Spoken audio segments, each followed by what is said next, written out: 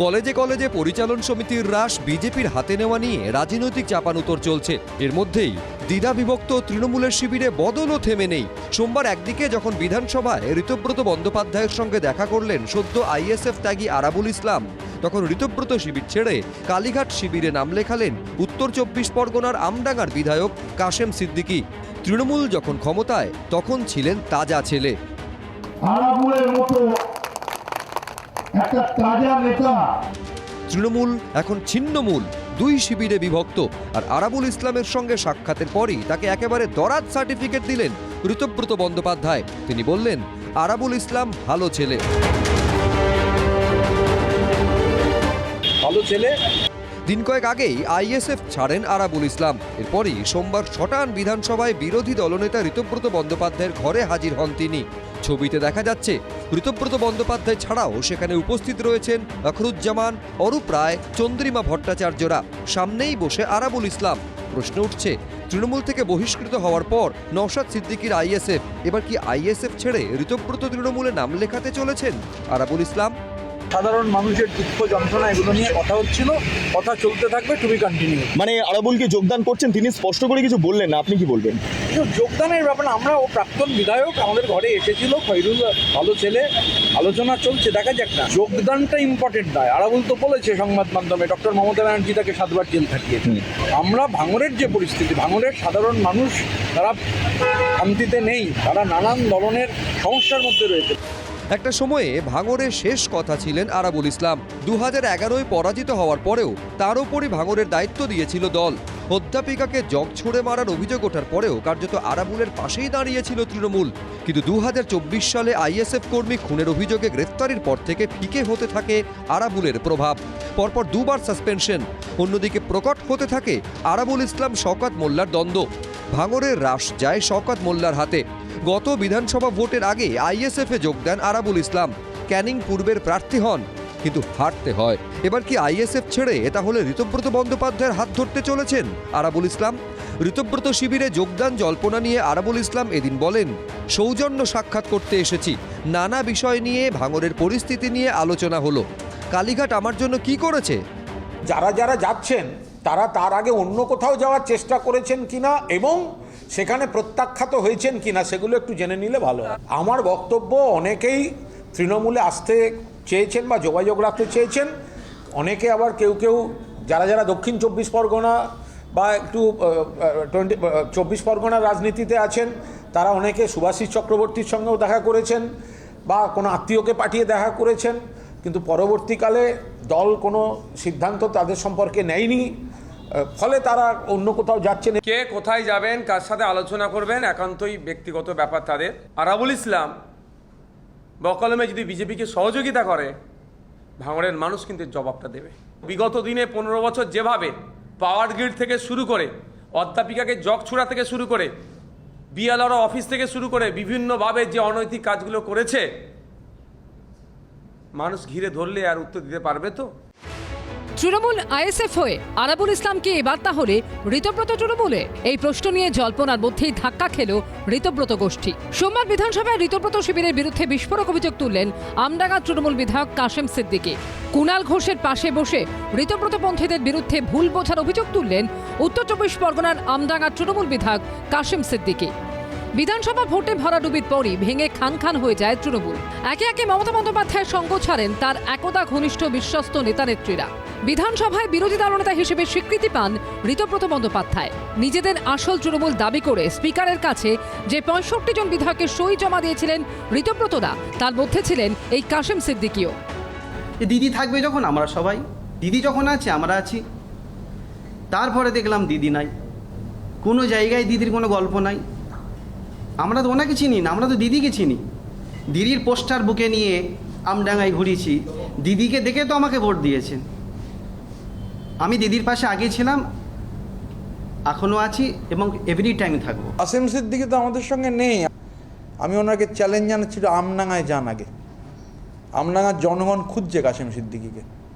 আমডাঙ্গার জনগণ কাশেম সিদ্দিকীকে ভালোবাসার জন্য খুঁজছে। মাননীয় বিধায়ক, তিনি মমতা বন্দ্যোপাধ্যায়ের নেতৃত্বে তৃণমূল কংগ্রেসের বিধায়ক, ফলে তিনি মমতা বন্দ্যোপাধ্যায়ের নেতৃত্বে ছিলেন, আছেন এবং থাকবেন।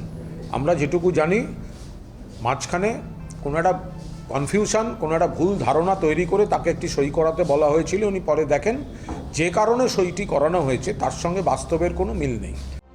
তৃণমূলের অন্দরে শিবির বদলের হিড়িকের মধ্যেই বারুইপুরের হাটদহে নৃশংসভাবে খুন হতে হলো বিজেপি কর্মীকে। অভিযুক্ত বিজেপিরই নেতা। ফোন করেছিল তখন বলছে সব বিজেপির লোক ফোন করছে, আমাদেরই লোক। বলতে গিয়ে খানিকটাই দূর গেল, ওরা সবাই তাকে ওর খাবার করে ধরে নিল।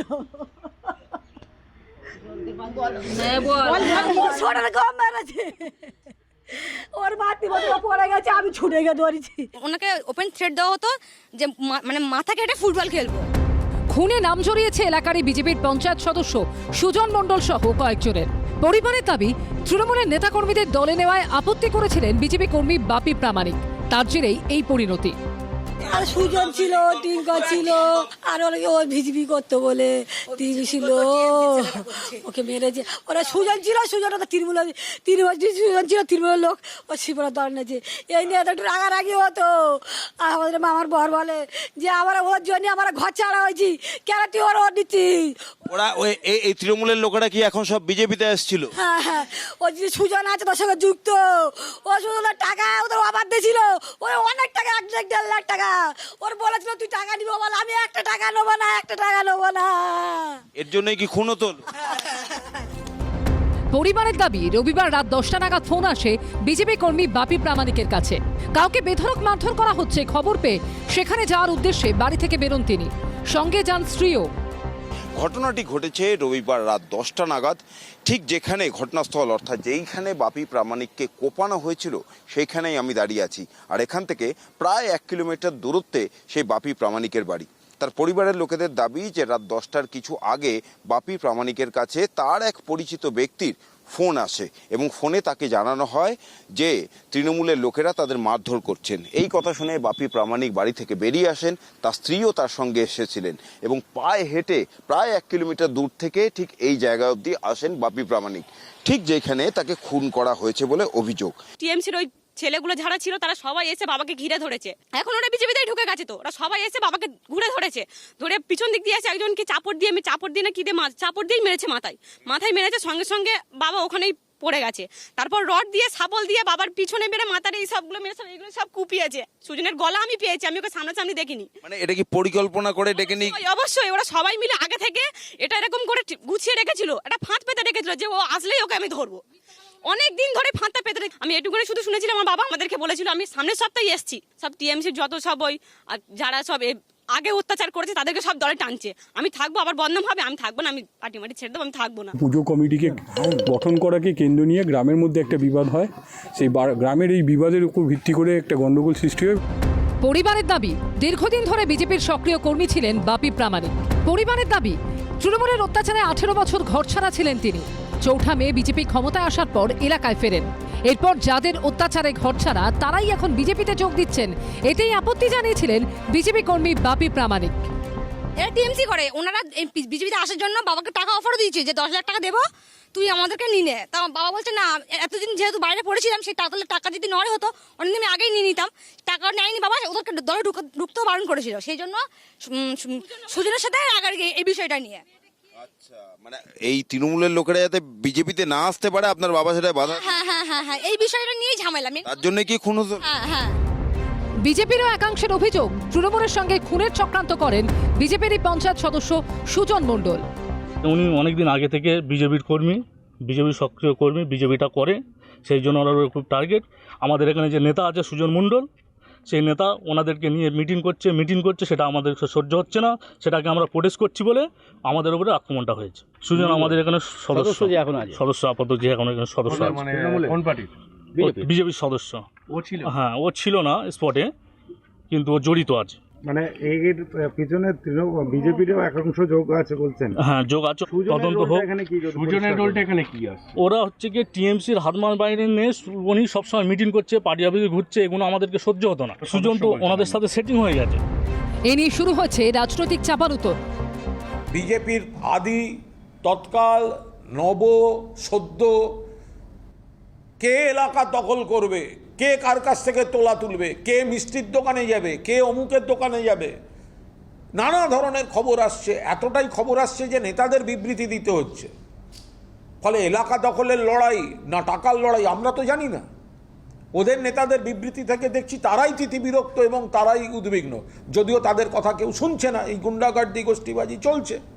ফলে সেই জায়গায় দাঁড়িয়ে পুলিশ নিরপেক্ষ তদন্ত করুক, এর সঙ্গে তো আর তৃণমূলের কোনো সম্পর্ক নেই। আমরা কোথাও বলছি না যে যারা যারা আমাদের দলে আছে একদম প্রত্যেকে সব ঠিকঠাক চলছে, তার জন্যই তো প্রত্যেককে বলা হচ্ছে ঠিক পথে চলতে, প্রত্যেককে বলা হচ্ছে যাতে পার্টির ভাবমূর্তি নষ্ট না করে। তারপরেও কেউ যদি এই কাণ্ড করে প্রমাণ হয়, অবশ্যই তদন্ত হবে এবং প্রমাণ হতে হবে, তাহলে তাকে ছাড়া হবে না, প্রশাসন ছাড়বে না, সে যে দল করুক না।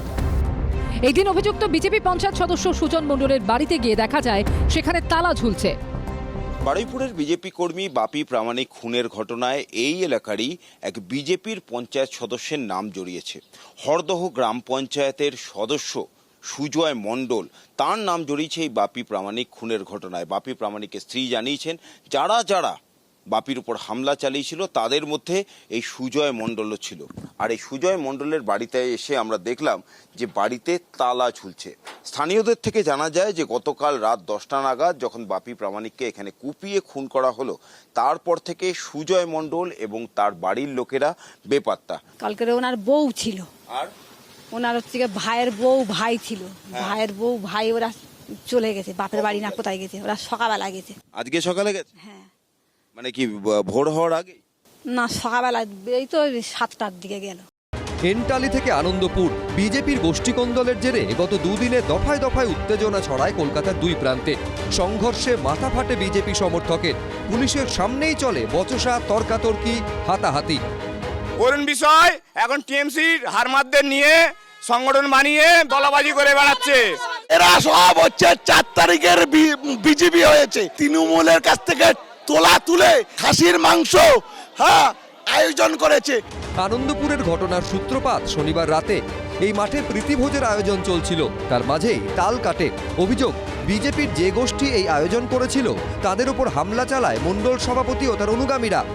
ওরাই মানে টিএমসি আগে করেছে, ওখান থেকে ছেলেরা টেনে হিজড়ে মেরেছে, পেটে লাথি, চেয়ার দিয়ে পেটে মার। পার্টির মধ্যে এইসব কি চলছে? যদিও পাল্টা অভিযোগ অস্বীকার করে মণ্ডল সভাপতি দাবি করেছেন তাকে না জানিয়ে তার নামে তোলা তুলে প্রীতিভোজের আয়োজন করা হয়েছে। এমনকি বিজেপির প্রতীক ও নাম ব্যবহার করে ছাপানো হয়েছে কুপন। বিজেপির একটা কুপন বের করেছে যে ভারতীয় জনতা পার্টির উদ্যোগে নাকি প্রোগ্রামটা হচ্ছে। এই মিলন উৎসব আর প্রীতিভোজ কে করতে বলেছে? বিজেপির। আমার নাম করে গিয়ে টাকা তোলা হচ্ছে, তুলে প্রোগ্রাম করছে। এক প্রস্ত ঝামেলার পর যখন গভীর রাতে আনন্দপুর থানায় অভিযোগ জানাতে যায় বিজেপির এক গোষ্ঠী, তখন সেখানে হাজির হন বিজেপির মণ্ডল সভাপতি ও তার অনুগামীরা। শুরু হয় তুমুল বচসা, তর্কাতর্কি। একে অপরের বিরুদ্ধে তৃণমূলের সঙ্গে যোগসাজশের দাবি করে দুই গোষ্ঠী। রাত 1:35 আনন্দপুর থানার সামনে বিজেপির দুই গোষ্ঠী মুখোমুখি হাতাহাতিতে জড়িয়ে পড়েছে। আনন্দপুরে ফুটবল মাঠে সেখানে একটি অনুষ্ঠান চলছিল এবং যেটা অভিযোগ বিজেপি কর্মীদের, বিজেপির এক নেতা যার নাম অরুণ সহায় বলে তারা দাবি করছেন, তিনি লোকজন নিয়ে দলবল নিয়ে তাদের উপর চড়াও হন এবং বেধড়ক মারধর করেন। এখানে একজন ব্যক্তি রয়েছেন, তার মাথা ফাটিয়ে দেওয়া হয়েছে এবং এই মুহূর্তে থানার সামনে দুই পক্ষই কার্যত মুখোমুখি, দুই পক্ষের মধ্যে বচসা চলছে। ঘটনার পর শনিবার রাতেই থানায় অভিযোগ জানায় দুপক্ষ। রবিবার সকালে গিয়ে দেখা যায় প্যান্ডেলের মধ্যে পড়ে রয়েছে ভাঙা চেয়ার। দুপক্ষই আনন্দপুর থানায় লিখিতভাবে অভিযোগ জানিয়েছে, একে অপরের বিরুদ্ধে অভিযোগ করছে। কিন্তু এর নেপথ্যের মূল কারণ যেটা, শুধু এই অনুষ্ঠান করাকে কেন্দ্র করেই নয়, এর নেপথ্যের কারণ হলো এলাকা দখলকে কেন্দ্র করেই কিন্তু এই ঘটনার সূত্রপাত। ওদের আপ্রাণ চেষ্টা ছিল ক্লাবটাকে দখল করা। কাদের লক্ষ্য ছিল এটা? এটা অরুণ বিষয় এবং তার টিম মিলে আসে। অরুণ বিষয়ের একটাই কথা, ক্লাব আমার, এলাকা আমার। আমাদের এখানে একটা সিন্ডিকেট আছে, মা তারা সিন্ডিকেট, সেখান থেকে শতাধিক ছেলেকে নিয়ে এসে এদের উপরে চড়াও হয়। সম্পূর্ণ ভিত্তিহীন। এই ক্লাবের সঙ্গে আমাদের কোনো সম্পর্ক নেই, বরঞ্চ ওই ক্লাবে সরস্বতী গিয়ে ওখানটায় নিজের প্রভাব খাটায়। তারও ছবি আছে, ওই ক্লাবে যে ও গিয়ে ওখানটা প্রভাব খাটাচ্ছে, ওখানটা গিয়ে মিটিং করে, তার ছবিও আমাদের কাছে আছে। কিন্তু রবিবার সন্ধ্যের পর থেকে নতুন করে শুরু হয় উত্তেজনা। বিজেপির এক গোষ্ঠীর দাবি, তাদের ওপরে হামলা চালায় মণ্ডল সভাপতি অরুণ বিষয়ীর লোকজন। মারধরে আহত হয় 4 জন। রাতে আনন্দপুর থানার সামনে হাজির হয় দুপক্ষই। আবারও সেই আনন্দপুর থানা এলাকা, ঠিক আমি যেখানে দাঁড়িয়ে আছি অর্থাৎ আনন্দপুর থানার সামনে বিজেপির দুই গোষ্ঠী মুখোমুখি। দুজনেই দুপক্ষই একে অপরের বিরুদ্ধে অভিযোগ জানাতে এসছেন, মারধরের অভিযোগ। গতকাল যখন মারধরের অভিযোগ উঠেছিল তখন যেমনভাবে দুই গোষ্ঠীর সংঘর্ষ প্রকাশ্যে এসেছিল, ঠিক একইভাবে এদিনও অর্থাৎ পরের দিনেও কিন্তু একই অবস্থা আনন্দপুর থানার সামনে। যেমনটা অভিযোগ 3 নম্বর কালিকাপুরে সন্ধে 8টা নাগাদ সেখানে কয়েকজন বিজেপির কর্মী সমর্থক তারা যান এবং অন্য একটি গোষ্ঠীর উপরে চড়াও হন। মারধর করে, খুব মারধর করে, 4-5 জন মিলে মেরেছে। মারতে এবার আমাদের 2 ছেলে ছিল, ওরাও গিয়ে মেরেছে। দুই পক্ষে একটু মারপিট হয়েছে। এরা হচ্ছে অরুণ বিষয়ের ছেলে, অরুণ বিষয়ের সমঙ্গ বিজেপি করে। হ্যাঁ, আমরাও বিজেপি করি। আগে বিজেপি টিএমসি করতো, ও বিজেপি হলো কোথায়? ও এখন 4 তারিখের পরে বিজেপি হয়েছে, আমাদের বিভ্রান্ত করছে। প্রত্যেকটা মেয়েকে আশাকর্মীর কাজ করেছে। অরুণ বিষয়ের নামে অভিযোগ করলে তো কিছু হবে না। অরুণ বিষয় তো ঠিকঠাক কাজ করছে, তার জন্যই তো অরুণ বিষয়ের নামে ওরা মিথ্যা বদনাম দিচ্ছে। কারণ এই যে কালকে যে ঘটনাটা ঘটেছে, মানে একদম তুলাবাজি করে। বিজেপির এই কোন্দল নিয়ে কটাক্ষ করেছে কালীঘাট তৃণমূল। বিজেপি তোলাবাজিটিকে একটা অদ্ভুত শিল্পের পর্যায়ে নিয়ে গেছে। নানা রকম তোলাবাজি চলছে, মানে কোথায় কোথায় মিষ্টির দোকানে, কোথায় শিল্প, একটা কি চিঠি দেখলাম, পাড়ায় পাড়ায় অভিজ্ঞতা খুবই মানুষের ক্রমশ খারাপ দিকে যাচ্ছে, গোষ্ঠীবাজি করে হচ্ছে, আবার প্রোটেকশন মানিয়ে নিচ্ছে। ফলে তৃণমূলের মধ্যে যে গুটি কয় বেশ তোলাবাজ বলে নাম করেছিল, তাদেরকেও শিশু দেখাচ্ছে, কারণ তাদের তোলাবাজির টাকাটা সুদসহ বিজেপি নিয়ে নিচ্ছে। এটা ব্যক্তিগত সমস্যা, দুজন নেতার মধ্যে ব্যক্তিগত সমস্যা, যে লোকাল লেভেলের নেতার মধ্যে, এটাকে গোষ্ঠীদ্বন্দ্ব বলে না। অন্যদিকে খুঁটি পুজো নিয়ে বিজেপির গোষ্ঠীদ্বন্দ্বের অভিযোগের জেরে 8 দিন ধরে তালা ঝুলিয়ে রাখা হয় পদ্মপুকুর পার্কের সমস্ত গেটে। এমনকি কয়েক ঘন্টার জন্য তালা ঝোলানো হয়েছিল থানাতেও। চলে বিক্ষোভ। ঘটনার সূত্রপাত 12ই আগস্ট খুঁটি পুজোকে কেন্দ্র করে। কলকাতা পুরসভার পদ্মপুকুর পার্কে শারদোৎসবের সূচনা হিসেবে খুঁটি পুজো হয়। অভিযোগ, 2 দিনের মাথায় 14ই আগস্ট রাতে কেউ সেই খুঁটি উপড়ে দেয়। ঘটনা জানাজানি হতেই পার্কের সমস্ত গেটে কেউ বা কারা তালা ঝুলিয়ে দেয়। একে অপরের দিকে আঙুল তোলে বিজেপির দুই গোষ্ঠী। सुदीप राम और दिलीप राम जो है, समझ गया ना, तो वहाँ पे गया है तो उन लोग को एंट्री नहीं मिला है। उसके बाद बहुत चिल्ला चिल्ली किया है। फिर रात में शायद यहाँ थाना में आए हैं और थाना में शायद ताला वाला मारा गया है। शायद वहाँ पे खूंटी कोई उखाड़ दिया जो हम लोग को कुछ पता ही नहीं है। পদ্মপুকুর ময়দানে এখানে খুঁটি পুজো হয়েছিল, সেটা খুঁটি খুলে ফেলা হয়েছে, তারপরে গেটে তালা মারা হয়েছে। খুঁটি ওপরানোর প্রতিবাদে 14ই আগস্ট রাতেই লোকজন নিয়ে এন্টালি থানায় হাজির হন বিজেপি নেতা সুদীপ রাম। তিনি বিজেপির উত্তর কলকাতার সাধারণ সম্পাদক ও হিন্দু সেবা দলের রাজ্য সভাপতি। থানার মেন গেটে চেন সহ তালা ঝুলিয়ে দেন এই বিজেপি নেতা। থানার বাইরে রাতভর চলে বিক্ষোভ। ভাইরাল ভিডিওতে পুলিশকে হুঁশিয়ারি দিতেও শোনা যায় বিজেপি নেতাকে। ওসি বলছে ধর্মের অপমান হবে, এই দালাল ইন্টালি ওসি সবাইকে বলছি বসে থাকুন। শনিবার পর্যন্ত তালাবন্ধই থাকে পদ্মপুকুর পার্ক। এবিপি আনন্দে সেই খবর সম্প্রচারের পর তৎপর হয় প্রশাসন। শনিবার পুলিশকে সঙ্গে নিয়ে একটি গেটের তালা ভেঙে নতুন তালা লাগিয়ে দেন পুরকর্মীরা। মামলা রুজু করে পুলিশ। রবিবার সকালে জনসাধারণের জন্য পুরসভার পক্ষ থেকে পার্কের তালা খুলে দেওয়া হয়। পুজোর দখল, পার্কের দখল নিয়ে ঝামেলা, আর সেই ঝামেলার জেরে পার্কের প্রত্যেকটা গেটে তালা পড়ে গিয়েছিল।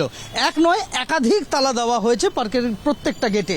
বিজেপির দুই পক্ষের মধ্যে, দুই গোষ্ঠীর মধ্যে এই বিবাদের জেরে পার্কের যে অফিস ঘর রয়েছে সেই অফিস ঘরে জোড়া তালা পড়ে গিয়েছিল। পার্কের যে অন্যান্য গেট রয়েছে সেই গেটগুলোতেও কিন্তু একই রকমভাবে জোড়া তালা পড়ে যায়।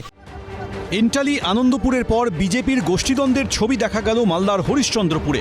বিজেপির একাংশের বিরুদ্ধে রাস্তা তৈরিতে কাটমানি নেওয়ার অভিযোগ তুলল বিজেপিরই আরেক গোষ্ঠী।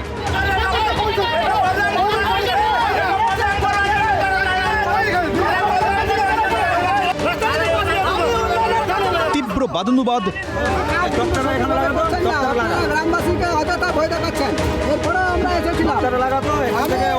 তর্কাতর্কি, ধাক্কাধাক্কি, বাদ গেল না কিছুই।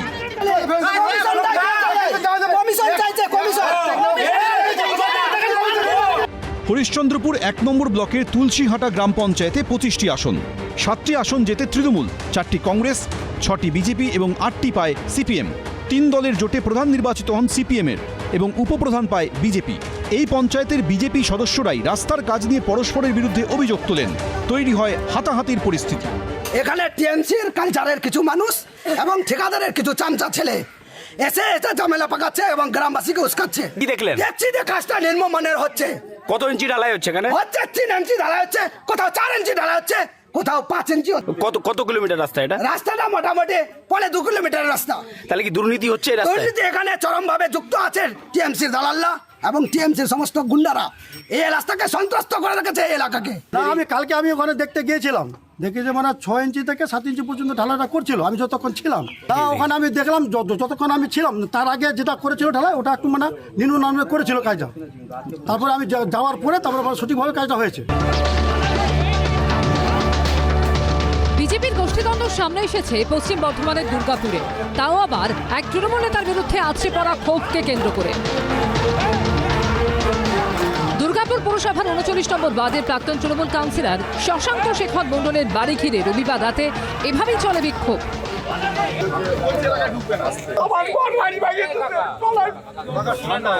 অনেক পয়সা খাইছে, আজ পর্যন্ত গ্রেফতার করতে পারছে, দেখাই দেন একবার। প্রচুর অত্যাচার করে।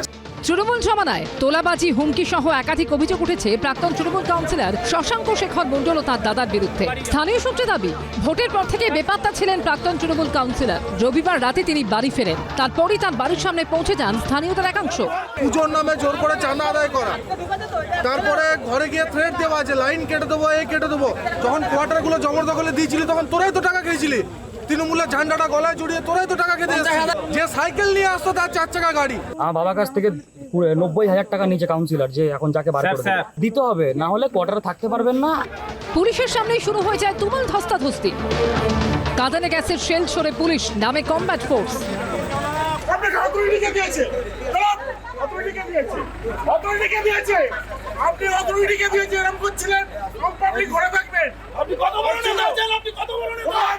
এর মধ্যেই সামনে চলে আসে বিজেপির গোষ্ঠীদ্বন্দ্ব। দুর্গাপুর পশ্চিমের বিজেপি বিধায়ক লক্ষণ ঘড়ুইয়ের ভূমিকা নিয়েই সরাসরি প্রশ্ন তোলেন বিজেপি কর্মীদের একাংশ। আমাদের জনগণের একটাই প্রশ্ন, 2000 আমাদের এই যে 39 ওয়ার্ডের সকল বাসিন্দাদের একটাই প্রশ্ন, লক্ষণদা কিভাবে পারমিশন দেয় এই দুর্নীতিবাজদেরকে আবার এখানে ঢোকার জন্য? না, এই আপনি এমএলএকে ফোন করুন, এই পরিবর্তন আমরা চাই না। বিজেপি বিধায়কের বিরুদ্ধে সরব হয়েছে সিপিএমও। শশাঙ্ক শেখর যে ছেলেটি, যে প্রাক্তন কাউন্সিলর, 1 নম্বরের বড় চিটিংবাজ। এখন বিজেপির নেতারা ভালো তৃণমূল করছে, যারা এখন এলাকা ছেড়ে দিয়েছিল নির্বাচনের পরে, এদেরকে ভালো তৃণমূল করার দায়িত্ব নিয়েছে এই বিজেপির বিধায়ক লক্ষণ ঘড়ুই। এখন তাদেরকে ভালো তৃণমূল করে এলাকায় ঢোকাচ্ছে। এ তো বড় পয়সার খেলা। তিনি তার বাড়িতে ফিরে গেছেন, আমি খবর পেয়েছি। পুলিশকে আমি বলেছি যে ঘটনা ঘটছে, ওই ঘটনা ঘটে গেলে পুরো বাড়ি ভাঙচুর করে, ফ্যামিলিকে আক্রমণ করে, বৃদ্ধা মাকে আক্রমণ না করে থানায় লিখিত জমা করুন। থানার পুলিশ তদন্ত করে তার বিরুদ্ধে ব্যবস্থা গ্রহণ করবে। যারা দুর্নীতিগ্রস্ত, কারো রেহাই নেই।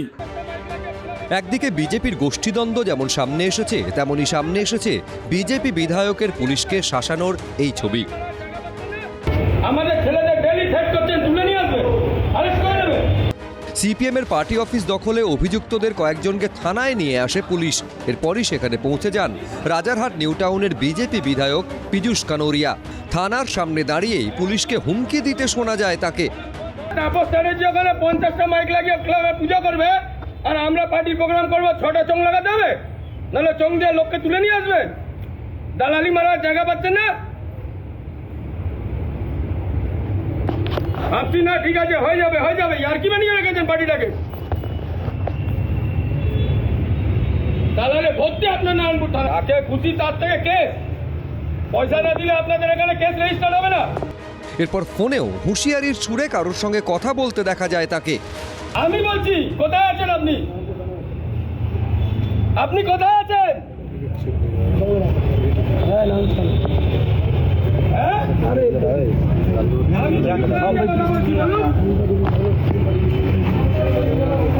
দালালি মারার জায়গা হচ্ছে না নারায়ণপুর থানার নাকি? হ্যাঁ, কি ভাবছেন আপনারা নিজেকে? আসুন, আপনার থানা দাঁড়িয়ে আছে, আসুন। হ্যাঁ বলুন, আপনার থানায় দাঁড়িয়ে আছে, আসুন না। পুলিশের বিরুদ্ধে তোলাবাজির অভিযোগ করছে, এটা কি করবেন? আপনি তো বিধায়ক। ধরা একদিন পড়বেই, ধরা একদিন পড়বেই। আর যেদিন ধরে নেব, আমার সরকারের দিকে আঙুল উঠছে, আমার মুখ্যমন্ত্রীর দিকে আঙুল উঠছে, ছেড়ে কথা বলবো না, নিশ্চিত থাকুন। এই ঘটনা অনেককেই মনে করিয়ে দিয়েছে তৃণমূল জমানায় অনুব্রত মণ্ডলের সেই ঘড়ি দেখিয়ে পুলিশ অফিসারকে হুমকির কথা। তাণ্ডব লীলা আমি ছেড়ে দেবো, ভয়ঙ্কর ছেড়ে দেবো। কটা বাজে হয়েছে? 8:15। 7টা পর্যন্ত টাইম দেওয়ার, 9টা মধ্যে আমি ঢুকে যাবো। একজনের বাড়ি ঘর রাখবো না, চুরমার করে দেবো। আর যাদের জায়গায় মোটরসাইকেল আছে নিয়ে আসুন, ইস্যুর থেকে 1,000 টাকা অ্যারেস্ট করুন। যারা মেরেছে তারা মোটরসাইকেল আছে, আমরা দেখছি, ইমিডিয়েটলি অ্যারেস্ট করুন, কোনো কাহিনী শুনবো না। সেই প্রসঙ্গ টেনেই বিজেপি বিধায়কের শাসানি নিয়ে সুর চড়িয়েছে তৃণমূল। পীযূষ কানোরিয়া, তাকে দেখলাম নারায়ণপুর থানা বোধহয়, তার সামনে যে প্রচণ্ড রেগে পুলিশকে বলছেন ঘেরাও টেরাও করে রাখবো। আগে আমরা একটা ভিডিও নিয়েই এরা গেল রব উঠত। অনুব্রত মণ্ডল পুলিশকে কি বলেছেন, এখন যে এলাকায় বিজেপির নেতারা পুলিশকে চমকাচ্ছেন, ধমকাচ্ছেন, হুমকি দিচ্ছেন, তালাবন্ধ, থানায় তালাবন্ধ করে রাখছেন, তো এটা তো দেখতেই পাচ্ছেন কি হচ্ছে। এরপর গভীর রাতে ফের উত্তপ্ত হয়ে ওঠে নারায়ণপুর। তৃণমূল কর্মীদের বাড়ি ভাঙচুর, মারধরের অভিযোগ ওঠে। পুলিশের 144 ব্রেক করা, থানার সামনে যেভাবে তিনি হুঙ্কার দিলেন, যেভাবে ওসিকে বিষয়গুলো করলেন, এটা একটা আমার মনে হয় না বিধায়ক আর সমাজ বিরোধী মনে কোনো পার্থক্য আছে। প্রয়োজন হলে আমি নিজে সিআইডি তদন্তের দাবি করছি মাননীয় মুখ্যমন্ত্রীর কাছে। আমার অনুরোধ এই একটা এলাকা যেটা খুব টাচি এলাকা, সেই এলাকাটাকে নষ্ট করার ষড়যন্ত্র হচ্ছে। আমি বেরিয়ে যাওয়ার পর যদি কোনো কিছুই হয়ে থাকে সেটা পুলিশ দেখবে, আইনের মতন চলবে। আমি কোনোদিন আইনকে নিজে হাতে তুলে নিই না, আর সেটা আমি বরদাস্তও করি না। কিন্তু যদি কেউ ভাবে যে পয়সা ছড়িয়ে এলাকার ভিতরে ড্রাগস আর গ্যাঁজার ব্যবসা চালু করে নিতে পারবে, তাকেও আমি ছেড়ে কথা বলবো না, নিশ্চিত থাকতে পারবে। সব মিলিয়ে এই ঘটনা ঘিরে নারায়ণপুরে এখন নারদ চলছে। এবিপি আনন্দ।